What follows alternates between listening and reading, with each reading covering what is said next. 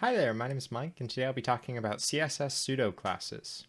So to get started, I've just got this HTML file with a main div with some text in it, and then I've got a CSS file linked to that. So to access a pseudo-class in CSS, what you do is you first have a CSS accessor. So this can be .main if it's a class, #main if it's an ID, or just main if it's a tag, an HTML tag.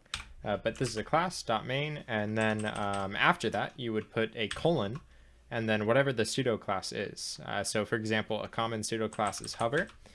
So what this does is anytime the main class is hovered over with the mouse, then these styles will affect it. So we can have a background color of, let's say, gray. So now you can see if I hover over it, it gives a background color. So this can be super useful, this particular example, for like say you have a button and you want the button to like dim or darken whenever you hover over it with your mouse. You can do this with this. Another thing that can be super useful with these pseudo classes is accessing links. So typically if you have a link, let's just put a quick A in here. Go to google.com, say click me. You can see that this link is blue, underlined. And if I were to click it,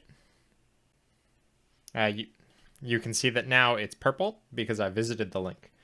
So if I go to an A, and it'd be easy to change the color of a typical link by saying color blue on the A. But you can see that that just overwrites the visited effect. And now if someone were to visit the link, let's put it to green so it's a little more obvious.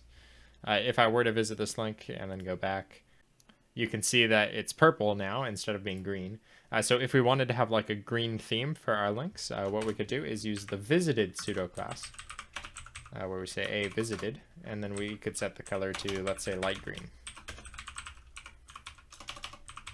There we go. And now you can see that that's light green instead of the that purple, which is really cool. Another useful pseudo class is the first child pseudo class. So if we wanted to get, okay, so let's say we add another div here, and we put some more text in this. You can see this is the second div, and then this one's the first div with the link and the hover effect.